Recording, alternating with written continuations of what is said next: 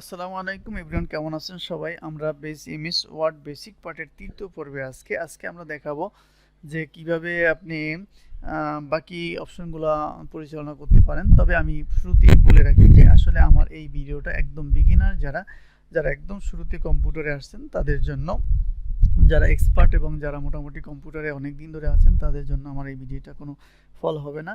আমি ইনশাল্লাহ এর পরের ভিডিওগুলো ধারাবাহিকভাবে অ্যাডভান্স লেভেলে আলোচনা করব, তখন সেই ভিডিওটা তারা দেখতে পারে।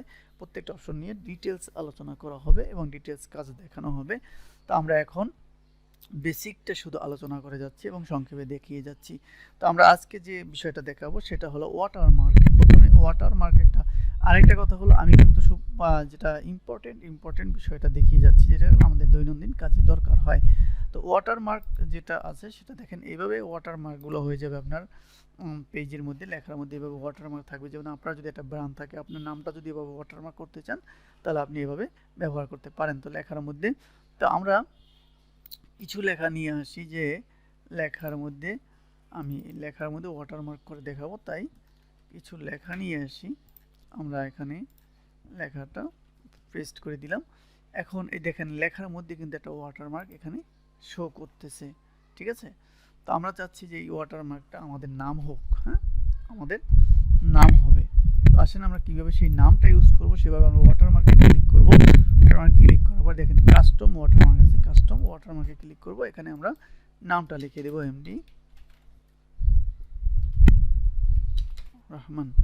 আমরা নামটা লিখে দিলাম। এখানে আমরা নামটা লিখে একটু সাইজ আমরা করে দিলাম, একটু বড় সাইজ করে দিলাম, দেখতে সুবিধা হবে এই জন্য, ঠিক আছে?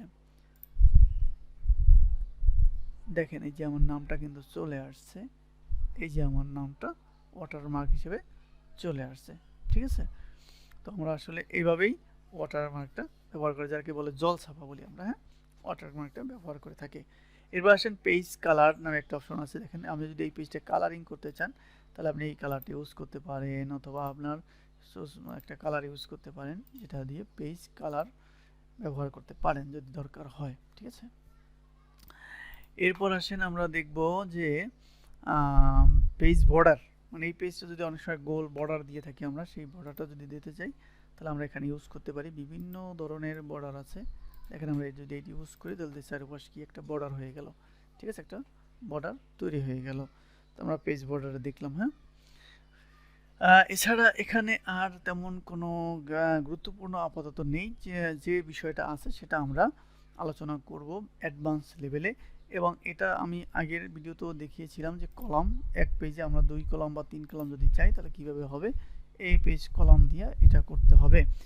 মার্জিনের বিষয়টা যদি দেখি, এটা হলো আমাদের শেষ পর্যায়ে লাগবে, যখন আমরা প্রিন্ট দিতে যাব তখন পেপার সাইজ কি হবে, A4 হবে না লিগেল হবে, সেখান থেকে ডানে কত থাকবে বামে কত থাকবে, মার্জিনের ডানে কত উপরে কত, এই সাইজটা এখান দিয়ে করতে হয়, মার্জিন দিয়ে সাইজিংটা করে নিতে হয়, ঠিক আছে?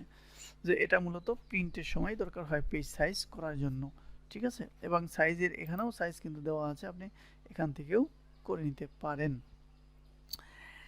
এরপরে আমরা মোটামুটি দেখিয়ে দিলাম আসলে যে বিষয়গুলো দেখাবার ছিল, আমরা মোটামুটি বেসিক বিষয়গুলো আমরা দেখিয়ে দিলাম। এরপরও আরও যে বিষয়গুলো আছে এগুলো আমরা আস্তে আস্তে করে একেবারে অ্যাডভান্স লেভেলে প্রত্যেকটা বিষয় নিয়ে আমরা আলোচনা করব ইনশাল্লাহ। তবে বেসিক যে বিষয়গুলো লাগে সেই বিষয়গুলো কিন্তু আমি দেখিয়ে দিয়েছি। তো এই বিষয়গুলো যদি মোটামুটি কভার করতে পারেন তাহলে ইনশাল্লাহ আপনার কম্পিউটার আপাতত সমস্যা হবে না। এরপরে যখন আমরা অ্যাডভান্সে দেব যে কিভাবে কি কোথায় কি কাজ করতে হয়, তখন আরও ডিটেলস আলোচনা করব। সেই পর্যন্ত আমাদের সাথে থাকুন। তো এখন যে বলছিলাম আমি একটা কভার পেজ তৈরি করে দেখাবো, সেই আসলে কভার পেজটা তৈরি করে আমরা দেখাতে চাচ্ছি। তো আমরা প্রথমেই একটা কভার পেজের ডিজাইন নিয়ে নিই, যে আমরা কোন ডিজাইনে আমরা কভার পেজটা করতে চাই, অথবা আমরা খুব একটা ব্ল্যাঙ্ক পেজ নিয়ে নিই, যে একদম ব্ল্যাঙ্ক পেজই আমরা কভার পেজটা করব, ঠিক আছে? তো আমাদের ব্ল্যাঙ্ক পেজ করলে আমাদের পেজ কালারটা থাকবে না, পেজ কালারটা আমরা নীল করে দেব, ঠিক আছে? পেজ একদম আমরা নিউ পেজ নিয়ে নিই, কারণ যেহেতু এখানে বর্ডার আছে, বর্ডার থাকুক। আমরা এখানে একটা কভার পেজ করে দেখাবো। ঠিক আছে, এর আগে কভার পেজ করার আগে আমার লেখাগুলো প্রিন্ট করে নিই, তাহলে সহজে বুঝবেন।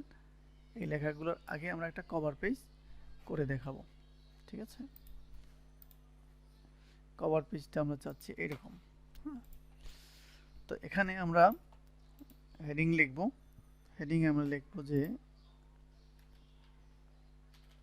অ্যাসাইনমেন্ট কভার পেজ, নিচে লিখব অ্যাসাইনমেন্ট কভার পেজ। আচ্ছা, তবে এর চেয়ে আমরা যদি ডিজাইন না নিয়ে, আচ্ছা ডিজাইন নিলেও হবে, কিন্তু আমরা যে কভার পেজটা করতে চাই সেটা মূলত কভার এতে হবে না, সেটা মূলত আমরা ব্ল্যাঙ্ক পেজে করলেই বেটার হবে।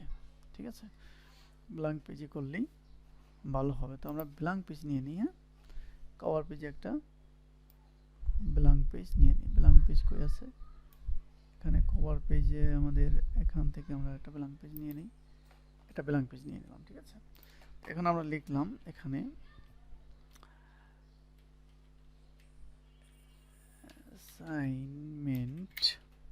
Assignment cover page of pro of, আমরা নিচে লিখলাম প্রভাতী হাই স্কুল। এটা হলো আমাদের হেডিং। তো আমরা প্রথমে যে কাজ দেখছিলাম, আমরা এইটা ব্যবহার করে এটা মাঝখানে নিলাম এবং এটা আমরা একটু বড় করে নিলাম। দেখেন এই যে এই চাপলে বড় হয়, মনে আছে আমরা এই কাজগুলো দেখাইছিলাম কিন্তু। এখানে আমরা বোল্ড করা আছে, আমরা বোল্ড করে নিলাম। আমরা যদি ইটালি করতে চাই ইটালি করতে পারবো, তো আমরা এটা বোল্ডই রাখলাম, ইটালি বাদ দিলাম। তারপরে এটা বোল্ড, আর এটাও বোল্ড থাকুক, এটা আমরা ইটালি করে দিলাম, অথবা ইটালি নাই করলাম, সোজা রাখলাম এবং এটা এভাবে রইল। ঠিক আছে,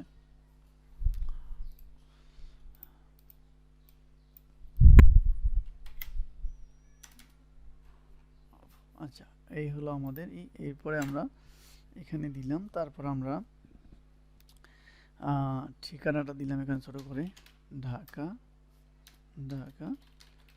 বাংলাদেশ।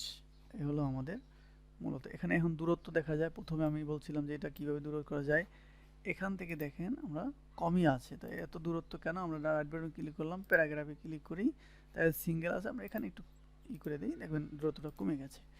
যাক, এখানে অনেক বড় হয়ে আছে, তো আমরা এইটার সাইজটা একটু কমাই দিতে চাচ্ছি। দেখেন, ঢাকা বাংলাদেশ। ঠিক আছে, এই হলো আমাদের হেডলাইন। এখন এখানে আমরা চাচ্ছি একটা লোগো বসাবো। ঠিক আছে, আর লোগোটা বসার সাথে আমি বলছিলাম যে এখানে শেপ থেকে এইভাবে একটা নিয়ে নিলে আপনার ছবিটা এদিক ওদিক সরান যাবে। তো আমরা এখানে একটা লোগো বসাবো। আনেন কোথা থেকে? পিকচার কোথায় আছে দেখেন, আমাদের এখানে পিকচার আছে। স্কুল লোগো কোথায় রাখছিলাম? আমরা ডেস্কটপে যাই, স্কুল, এই দেখেন স্কুল লোগো আছে, আমরা এই স্কুল লোগোটা নিয়ে নিই। এই দেখেন আমাদের এখানে যেহেতু অত বড় লাগবে না, ছোট করে নিলাম। এবার এইটারে আমরা এখানে বসাই, আর একটু ছোট করে দেই।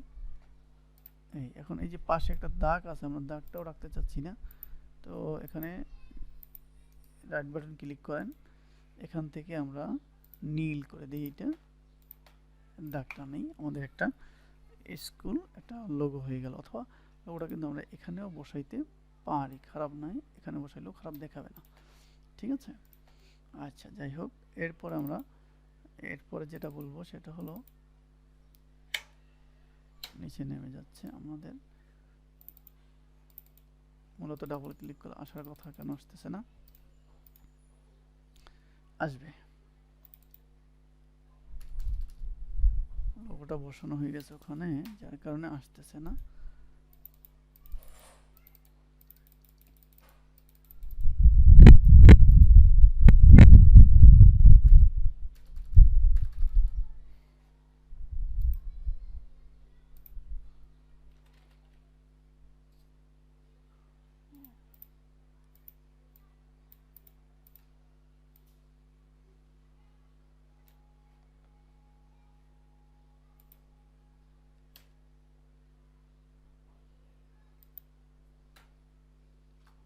আচ্ছা, আমরা সুবিধার্থে আসলে এটা টাইপ করে নিয়েছিলাম যে আসতেছিল না, এই জন্য আমরা এখানে আর উপরে দিয়ে লিখব ক্লাস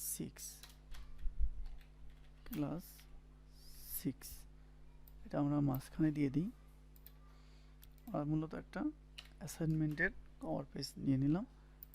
দ্বিতীয়ত আমরা লিখব স্টুডেন্ট নেম, অ্যাসাইনমেন্ট টাইটেল, এখানে লিখব আমরা অ্যাসাইনমেন্ট টাইটেল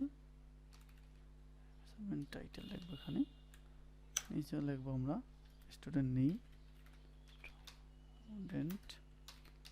নেম, তারপর লিখব আমরা ক্লাস রোল,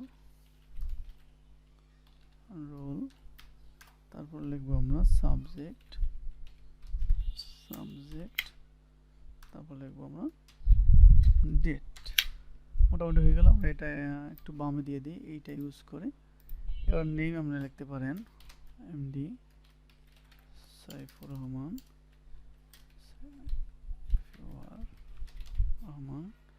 ক্লাস রোল 01। আমার কোনোদিনই 1 ছিল না, আমি 1 থেকে 5-এর মধ্যে ছিলাম, তো আমি 2 দিয়ে দিলাম। 2 ছিল আমার, 2 থেকে 4 ছিল, 5ও ছিল। সাবজেক্ট বাংলা, ডেট আজকে মনে করেন 4/6/2022। এই মোটামুটি একটা অ্যাসাইনমেন্ট আমাদের হয়ে গেল। এরপর আপনি এখানে সিগনেচার দিতে পারেন, সিগনেচার অপশনটাও রাখা যেতে পারে। ঠিক আছে, তো এই হলো কভার পেজের কাজ। এখানে আপনি আরও অনেক কাজ করতে পারেন, যার যেভাবে চাচ্ছেন সেভাবে একটা কাজ এখানে করা যেতে পারে। অন্য ডিজাইন করে এখানে আপনি এটা কালার করতে পারেন। এখানে দেখেন ফন্ট কালার আমরা কোনটা দিতে পারি, এটা দিলে কেমন দেখা যায়।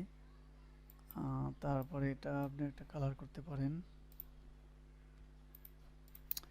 বিভিন্ন রকম আপনি এখানে ডিজাইন করতে পারেন। যাই হোক, এই ছিল মূলত কভার পেজের কাজ। তো আমরা দেখলাম কভার পেজটা কীভাবে করতে হয় এবং এখানে মূলত আপনার মনের মতো করে করতে পারবেন। যাই হোক, এতটুকুই ছিল আজকের বেসিক এমএস ওয়ার্ড বেসিক পর্ব, ফাইনাল পর্ব, এবং এখানেই শেষ করলাম। আমরা 3টা পর্বে আমরা মূলত বেসিকটা পরিচিতিটা শেষ করলাম, আমরা কম্পিউটারের মূলত পরিচিতিটা শেষ করলাম 3টা পর্বে। এরপর আমরা অ্যাডভান্স লেভেলে যাব। পরবর্তী ভিডিও আমার অ্যাডভান্স নিয়ে হবে। অ্যাডভান্সের সিস্টেমটা আমি বলে দিচ্ছি, আপনারা প্রস্তুত থাকবেন যে অ্যাডভান্স হবে আমার এমএস ওয়ার্ডের প্রত্যেকটা মেনু থেকে, প্রত্যেকটা যেমন হোম বাটনে কী কী আছে সেই বিষয় নিয়ে, ইনসার্টে কী কী আছে ডিটেলস বিষয়, এবং প্রত্যেকটার কাজ আলাদা আলাদা করে দেখাবো। একটা বিষয়ের একদিন ভিডিও হবে, প্রত্যেকটা ভিডিও হবে 20 মিনিট করে, এরকম প্রত্যেকটার কাজ একেবারে সরাসরি করে দেখানো হবে। কেমন, এই কাজটার দেখি আমরা মূলত সেই অ্যাডভান্স লেভেলটা শেষ করব এবং একেবারেই প্রিন্ট অফিসিয়াল কাজ পর্যন্ত আমরা দেখাবো। এর পরবর্তী ভিডিও যেটা হবে সেটা হবে এক্সেলের বেসিক সম্পর্কে। হ্যাঁ, এক্সেলের বেসিকটা শেষ করে আমরা এমএস ওয়ার্ডের অ্যাডভান্সে যাব। ঠিক আছে, ততক্ষণ ভালো থাকেন। আসসালামু আলাইকুম ওয়া রাহমাতুল্লাহি ওয়া বারাকাতুহু।